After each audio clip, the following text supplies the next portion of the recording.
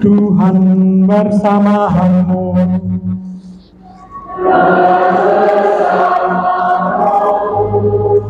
Inilah Injil suci menurut Santo Yohanes.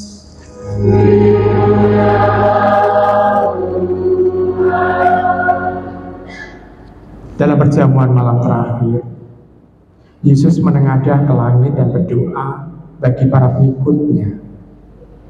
Bapa yang kudus, bukan untuk mereka ini saja aku berdoa, tapi juga untuk orang-orang yang percaya kepadaku melalui pemberitaan mereka, supaya mereka semua menjadi satu, sama seperti Engkau ya Bapa di dalam aku dan aku di dalam Engkau. Agar mereka juga di dalam kita, supaya dunia percaya bahwa Engkaulah yang telah mengutus aku.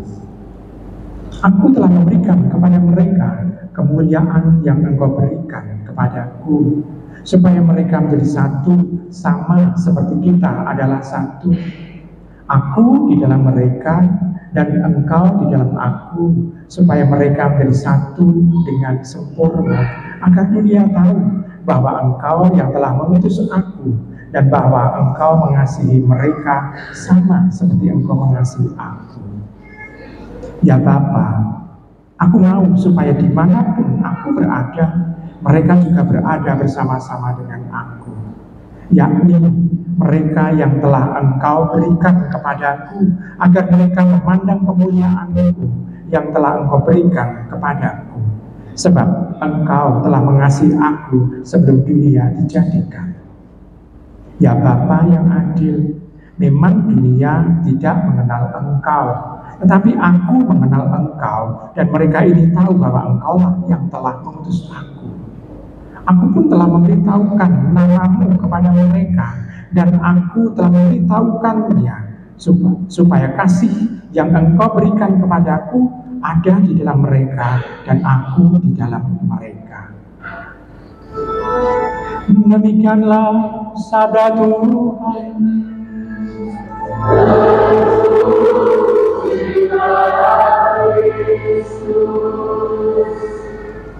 Ibu bapak, saudari-saudari kasih dalam Tuhan, dalam bacaan Injil kita mendengar di sana doa Tuhan Yesus yang mengatakan, aku berdoa untuk orang yang percaya kepadaku melalui pemberitaan mereka, yakni melalui pemberitaan para rasul, supaya mereka semua menjadi satu.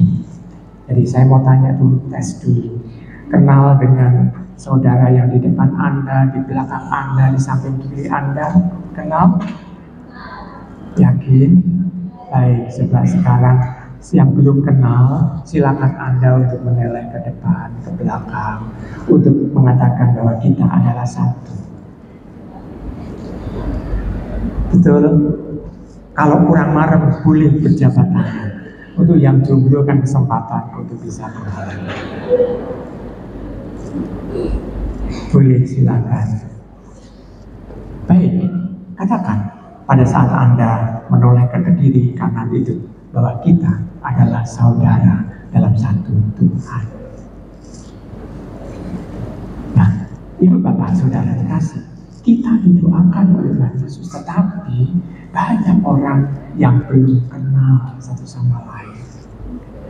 Ada beberapa orang yang kebangetan juga pada saat dia mengurus sesuatu urusan dengan paroki, tapi datang sendirian tanpa surat pengantar dari lingkungan, lalu mengatakan begini. Romonya pasti akan tanya, kamu lingkungan mana? Aduh, nggak tahu ya. Sudah berapa bulan tinggal di tempat itu? Ya, kira-kira sudah 2 tahunan. Ternyata belum tahu dengan jemaat yang ada di lingkungannya. Lalu biasanya romo yang mengatakan, ya silakan pulang dulu, ketemu dengan ketua lingkungannya, lalu mendaftar sebagai anggota keluarga lingkungan di situ, anggota keluarga paroki, dan kita mempunyai administrasi yang kita kumpulkan dalam kartu keluarga. Nah, Ibu Bapak, Saudara, sudah Tuhan, kesatuannya ditampakkan dengan itu juga. Tidak hanya kesatuan dalam Tuhan, tetapi juga di dalam kehidupan bermasyarakat, bersosialitas juga. Nah, kalau kita bisa melakukan itu, berarti kita paling tidak kita sudah melakukan apa yang didoakan, yang diharapkan oleh Tuhan Yesus itu sudah kita lakukan. Nah, sekarang yang sulit adalah menyatukan pikiran dan hati kita dengan saudara-saudara kita yang selingkuhan misalnya. Ambil contoh konkret. Siapa yang belum pernah sakit hati karena kata-kata dari saudara yang selingkuhan? Yang belum pernah angkat tangan. Berarti semua sudah pernah kan? Karena gak ada yang angkat tangan kok. Ya, berarti sudah pernah semua.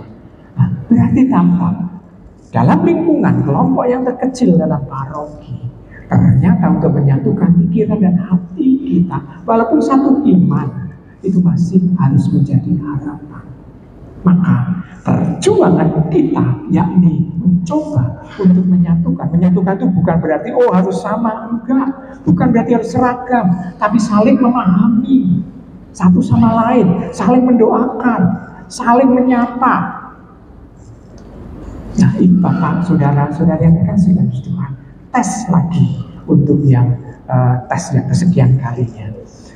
Ibu Bapak, di lingkungan Anda ada saudara Anda yang nikah campur beda gereja atau beda agama? Ada? Seringkali dikunjungi enggak? Halo? Kalau dikunjungi, sebetulnya saudara-saudari kita yang bukan Katolik akan merasa didorong untuk menjadi Katolik. Kenapa? Karena melihat kesatuan jemaat Katolik di lingkungan panjenengan. Sebetulnya kan itu. Tapi biasanya orang yang nikah campur beda agama dinengke. Kalau dinengke, ngerti-ngerti hilang orang itu. Betul begitu Ibu Bapak? Betul? Baik, kalau tidak yang bisa kali ini itu menjadi pelopor untuk bisa menyapa saudara-saudari yang nikah campur yang ada di lingkungan panjenengan. Ya, paling tidak ini kan suatu harapan, memenuhi harapan Tuhan Yesus yang didoakan oleh Tuhan Yesus sebelum Tuhan Yesus mengalami sengsara, wafat dan kematian. Jadi kita bisa melihat bahwa harapannya betul-betul kesatuan itu konkret adanya. Nah, kenapa kok Tuhan itu mendoakan kesatuan? Karena Roh Kudus adalah Roh pemersatu setiap manusia. Roh Kudus yang dikirim oleh Tuhan itu akan ada menjadi Roh pemersatu. Kalau roh perpecahan itu sebetulnya adalah dari iblis, dari setan. Sekarang pertanyaannya begini saja dulu ya. Ini dasar pertanyaan. Apakah Tuhan menciptakan iblis atau setan? Saya mau tanya dulu. Siapa yang menjawab ya?